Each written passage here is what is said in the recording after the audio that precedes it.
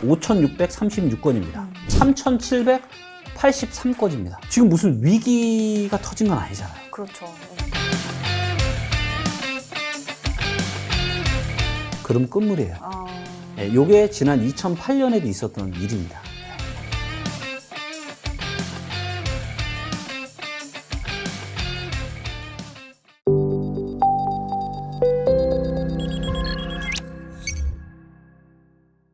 네. 최근 통계로 봤을 때 좀 주택시장에서 좀 눈여겨볼 만한 지표라든가 네. 특이점이 있으면 네. 소개를 부탁드립니다. 몇 가지 것들인데 일단 첫 번째, 거래량이 너무 작습니다.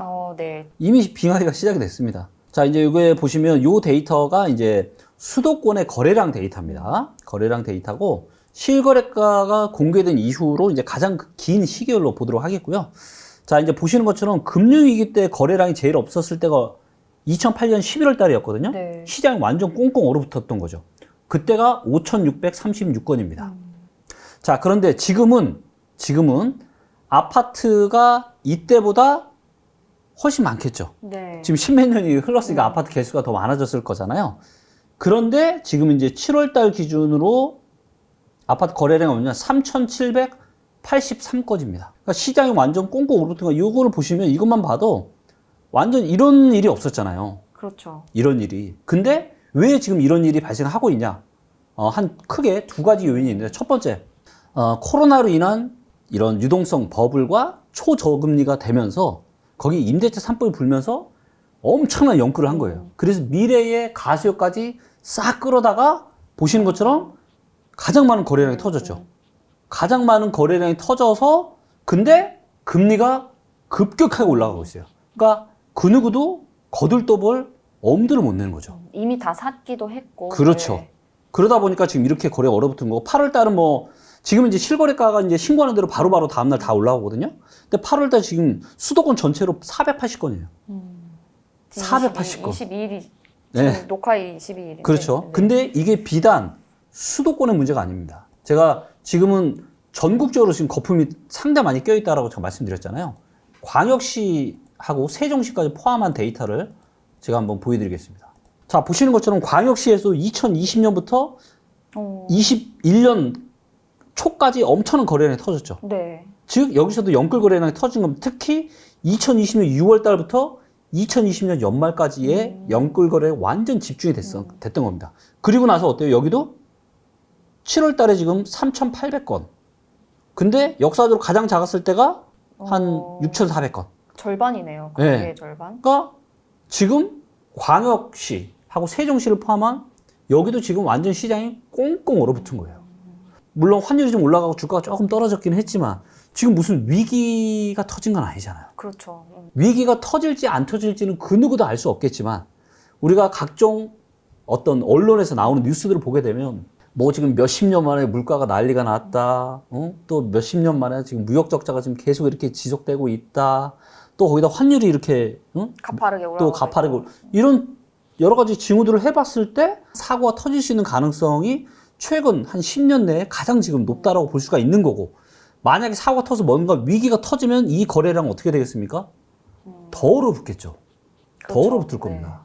그리고 금리가 뭐 인플레이션 완화 우려 때문에 뭐 내년부터 금리가 인하될 수도 있다라고 전망하신 분들 그거는 모르는 거예요. 하지만 올해 연말까지로 봤을 때는 금리는 지금보다 더 올라가겠죠. 그렇죠. 올해까지는 오를 것이다 이런 관측이 높아서 네, 올라갈 겁니다. 그리고 또 문제가 뭐냐면 지금 9월 말까지 대출 그 소상공인분들 그걸 계속 밀어놨잖아요. 네. 근데 이게 9월 말에 풀립니다, 이제. 근데 뭐 은행권에서 자체적으로 뭐 좀 고통을 분담하겠다 이렇게 얘기하고는 있기는 한데. 그렇죠. 근데 네. 이제 그들은 이익을 내야 되는 주식회사잖아요. 네, 제가 보기에는 아마 한계가 있을 것 같고, 지금 또 리볼빙 금액이 4개월 연속 역사상 지금 또 최대치로 가고 있고, 그렇기 때문에 지금의 이런 부동산 시장에 지금 완전 빙하기로 들어갔는데, 과연 지금보다 더 빙하기로 들어갈 수 있을까라고 봤을 때는 저는 그럴 가능성도 충분히 있다라고 좀 보여지고 있고. 근데 저 지나가기 전에 하나 네. 여쭤볼 게, 네. 그러니까 제가 생각하기로는 거래가 많이 하락이든 상승이든 많이 일어나면서 네. 그래야 거래 하락이 좀 더 두드러지지 않나 이런 생각을 그렇죠. 했거든요. 맞아요. 하락기에도. 근데 네. 지금 거래가 많지는 않잖아요. 많지 않죠. 그러니까 어쨌든 막 팍팍 거래가 많이 되면서 하락해야 계속 떨어지지 않을까? 이렇게 생각하시는 분들. 근데 어쩌면 이게 더 무서운 거죠. 그러니까 예를 들면 2008년 이후에 하락세는 완만했어요. 그러니까 금융이 터지고 나서 잠깐 가팔랐다가 다시 또 올라와서 쌍봉 만들면서 서서히 꺼졌거든요. 그러다 보니까 거래량이 이제 일어났었는데 지금은 2007년, 8년에 고점이랑은 비교도 할 수 없을 정도로 엄청나게 고평가되죠. 한국 부동산 시장이. 그런데 금리는 급격하게 올라갔고 연끌은 이미 얼마 전에 다 했단 말이에요.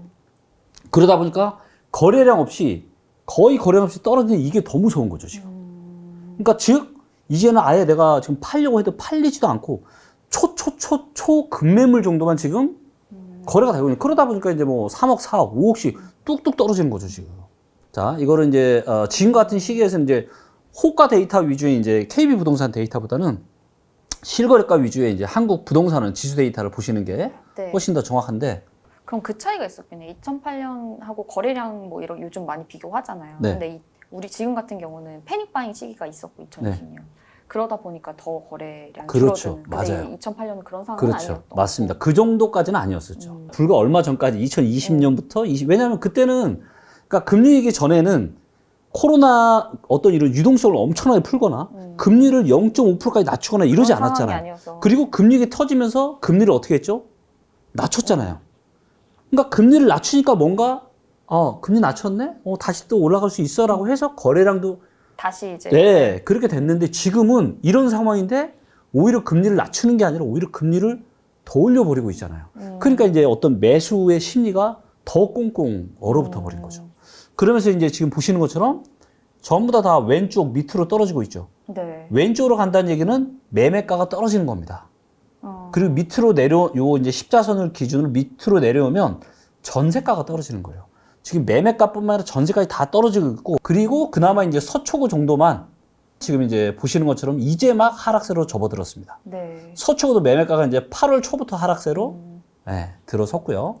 거래량이 매우 없는 상태긴 하지만 네. 그럼에도 불구하고 가격이 실거래되는 가격들이 아주 소수 거래지만 많이 떨어지고 이미 호가 자체가 그러니까 팔려고 하는 사람들 계속 늘어나는데 살려고 하는 사람이 없으니까 거래량이 없는 거고 그러다 보니까 자꾸 호가를 낮추는 거죠. 이런 일이 지금 계속 앞으로 반복이 될 거라고 저는 보고 있고요. 그러니까 더 급락하게 될 거다. 이전 뭐 금융위기와 비교하면 금융위기는 그렇죠. 좀 연착륙했다면 맞아요. 그때보다 훨씬 더 급락을 하고 있는 모양새죠. 지금 이제 요게 이제 수급 데이터입니다. 네. 그래서 대한민국 이제 17개 신구에 대해서 얼마나 매수세가 좋은지 안 좋은지를 매매와 전세 시장으로 구분해서 알 수 있는 건데 상당수 지역들이 왼쪽으로 가고 있죠. 네. 왼쪽으로 가고 있다는 얘기는 뭐냐면 매도세는 많아지고 매수세가 없는 거예요. 그리고 요 기준이 100이거든요. 십자선을 중심으로 왼쪽에 있을수록 매도세가 센 겁니다. 요 오른쪽에 있어야 매수세가 많은 건데 지금은 전부 다 강원도가 제일 오른쪽에 있지만 그럼에도 불구하고 강원도도 지금 한 70 정도밖에 안 되죠. 자, 이게 얼마나 지금 이게 여러분들 제가 불과 1년 전이랑 제가 한번 비교를 해볼게요. 자, 21년 8월 초로 한번 가보겠습니다. 자, 이때만 해도 어때요? 네. 전부 다 100보다 오른쪽에 되게 많이 있죠. 뭐 충북, 인천 그러네요. 매우 많이 있죠. 그리고 밑에 있는 게 아니라 다 위에 있죠. 그러니까 오른쪽에 있다라는 거는 매수세가 굉장히 강한 시장인 거고 위에 있다라는 거는 전세가 공급보다 수요가 훨씬 더 많은 거예요. 그러니까 전세 시장도 매우 탄탄했던 겁니다. 그러니까 전세 시장도 탄탄하고 매매 시장도 너무 좋았어요. 전국적으로 거의. 자, 그리고 이때 저는 사지 말라고 그러고 팔라고 얘기를 저는 했었던 거고. 자, 근데 1년이 지나니까 지금 어떻게 됐어요? 다 왼쪽으로, 100보다 왼쪽으로 다. 거의 다 그리고 대부분의 지역이 50이 안 돼요. 다 왼쪽으로 붙었습니다, 지금. 그리고 요 밑으로 내려오고 있는 지역들. 심지어는 서울에 입주물량이 그렇게 없다라고 하는 서울 어떻게 됐어요? 서울도 지금 거의 100이죠. 근데 이게 정말 바뀌는 게 한순간이네요. 이게 사실 시장이 네. 이 1년 사이에 크게 바뀐 거는 없잖아요. 뭐 그러니까 외적인 환경은 바뀌었죠. 금리라든가. 네. 그런데 뭐 입주 물량이라든가 이런 게 크게 변한 건 없는데 네. 이렇게 급격하게 심리가 이렇게 네. 바뀌네요. 원래 그런 거죠. 네, 우리가 그렇게 미친 듯이 급등할 줄 알았나요? 그렇지, 몰랐죠. 그렇군요. 산이 높으면 골이 깊다라는 격언이 있잖아요. 그러다 보니까 그 어느 때보다 뜨거웠던 산이 2020년 중순부터 21년 한 8월 달까지 너무 뜨거웠는데 얘가 식을 때도 급격하게 지금 식고 있는 거고, 문제는 뭐다? 아직 멀었다라는 거예요. 지금 보세요. 이제 서울에 지금 매도세 어떻게 돼요? 계속 많아지고 있죠. 요 빨간색이 매수세인데 아예 없어요. 아예 없습니다. 이게 이제 얼마만큼 높은 거냐면 우리가 역사적으로 한번 보자고요. 요 데이터가 이제 2003년 말부터 공개가 됐는데 지금 이 가파른 매도세가 이렇게 가파른 매도세가 있었어요, 없었어요? 별로 없었어요. 별로 없었습니다. 요건가요? 요 파란색 선, 네. 파란색 선이 매도자의 숫자라고 보시면 돼요. 팔려고 하는, 그리고 빨간색 선이 매수세. 살려고 하는 사람들. 그래서 이제 보시는 것처럼 이렇게 2010년부터 11, 12, 13년까지 하우스포, 역전세, 깡통 이런 말 너무 많이 나왔잖아요. 그리고 보시는 것처럼 이때는 매수세가 없고 팔 사람만 잔뜩 껴있죠. 자, 이런 시장이 뭐다? 이미 시작이 됐다. 그래서 요즘에 좀 눈에 띄는 게 네. 하도 집이 안 팔리니까 그냥 전세로 돌리는 분들이 많아서 오히려 네. 전세가 늘고 있다. 뭐 이런 얘기도 있더라고요. 그렇죠. 전세도 지금 매물이 쌓이고 계속 있다. 쌓이고 있는 게 이런. 데이터로 명확하게 확인이 되고요. 그리고 가면 갈수록 더 싸질 거예요. 더 싸질 겁니다. 왜냐하면 제가 말씀드렸잖아요. 제가 전세대란 없을 거라고 누누이 말씀드렸죠. 왜? 매매 가격에만 거품이 있는 게 아니고요. 지금 전세 가격에도 엄청난 거품이 있습니다. 그리고 이 거품을 떠받쳐 줄 수 있는 사람이 없어요. 네, 그렇기 때문에 지금 서울의 입주물량이 이렇게 작음에도 불구하고 전세가도 계속 떨어지고 있는 겁니다. 그게 또 전세 대출 금리가 오르니까 수요가 그렇죠. 조금 줄어드는 맞아요. 영향도 있는 것 같아요. 맞습니다. 그것도 영향이 크죠. 그리고 또 하나는 그러다 보니까 공실이 늘어났더라고요. 그러니까 안 팔리고 전세도 안 나고 하니까 일단 급하니까 일단 비워놓고. 그렇죠. 정말로 이제 너무너무 추움 지금 빙하기로 들어가고 있다. 그리고 여기에 여러 가지 정부의 공급 정책들 또 인구가 이제 막 꺾이기 시작했고 살 사람은 아무도 없고. 그리고 제가 참 걱정되는 게 뭐냐면 이번에 어떤 주식과 코인, 부동산 시장의 버블이 사실 엄청났잖아요. 뭐 돈 번 사람들 너무 많았잖아요. 불과 작년 한 여름 정도까지만 해도. 근데 여기에 가장 크게 열광했다가 지금 가장 크게 싣고 있는 세대가 바로 MZ세대인 2030 세대예요. 근데 이분들이 어떤 분들이냐? 전부 다 미래의 주택의 이 수요자, 매수를 하실 분들인데 이분들이 이번에 저는 가장 큰 피해를 이 어떤 금전적인 피해를 많이 받았다고 생각하거든요. 그리고 이런 금전적인 피해를 복구하는 게 생각보다 굉장히 오래 걸립니다. 예, 그렇기 때문에 2030 세대 안 그래도 숫자도 줄어드는데 이분들의 재산 상태가 저는 좋지 않을 거라고 봅니다. 좋을 수가 없죠. 제 주변만 봐도 별로 없고요. 예, 그렇기 때문에 앞으로의 대한민국 부동산 시장은 우리가 인구가 성장하고 그 다음에 생산 가능의 인구가 성장했던 출렁출렁 올라갔던 그래서 부동산은 오늘이 제일 싸라는 이런 맹목적인 믿음이 언제부터 깨질 거냐. 2020년대 어느 즈음부터 저는 깨질 거라고 봅니다. 네. 그리고 좀 하나만 더 뭐 미분양이나 뭐 네. 이런 통계도 좀 볼만한 게 있을까요? 네. 자, 이제 가장 최신의 이제 미분양 데이터가 2022년 6월 말의 데이터가 이제 가장 최신 데이터인데요. 자, 이제 보시는 것처럼 전국 기준으로 지금 이제 미분양이 조금씩 이렇게 늘어나고 있습니다. 근데 2008년, 9년 이때처럼은 아직은 아니에요. 미분양이 이제 쌓여가고 있는 이런 모습들이고요. 그리고 이제 어디가 증가를 좀 많이 했냐면 눈에 띄게 증가를 한 데가 이제 경기도. 그래서 이제 보시는 것처럼 경기도가 너무 작았다가 올라가고 있죠. 근데 여기 이 그래프는 주가인가요? 아니요, 요거는 이제 미분양 아파트 숫자입니다. 여기 근데 요 밑에 예. 주황색. 요 주황 색깔이요. 요거는 이제 악성 미분양이라고 해서 공사가 그렇죠. 준공후 미분양. 다 지어지고 났는데도 미분양이 된. 보시는 것처럼 요때도 이제 미분양이 없다가 급속도로 늘었잖아요. 그리고 이제 많은 분들이 앞으로 부동산 시장이 계속 더 좋아질 거라고 불과 얼마 전까지만 하더라도 말씀하셨던 그 기준 중에 하나가 뭐냐. 지금 대한민국 미분양이 이렇게 없는데 어떻게 부동산 시장이 안 좋냐. 이런 얘기 했잖아요.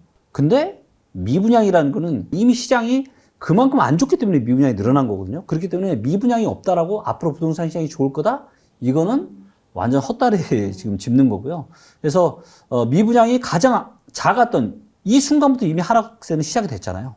자, 그리고 또 어디가 늘어났냐면 그리고 이제 경기도에서 좀 많이 늘어난 데를 우리가 보면 빨간불 드는데 양주가 지금 양주가 왜 네. 그럴까요? 양주가 보시는 것처럼 이제 갑자기 800, 음. 거의 850세 가까이 양주가 좀 늘었고요. 사실 양주는 경기도에서 가장 끝자락에 있는, 그리고 실제로 데이터를 보게 돼도 양주랑 인천이 오르잖아요. 네. 그럼 끝물이에요. 아. 예, 요게 지난 2008년에도 있었던 일입니다. 네.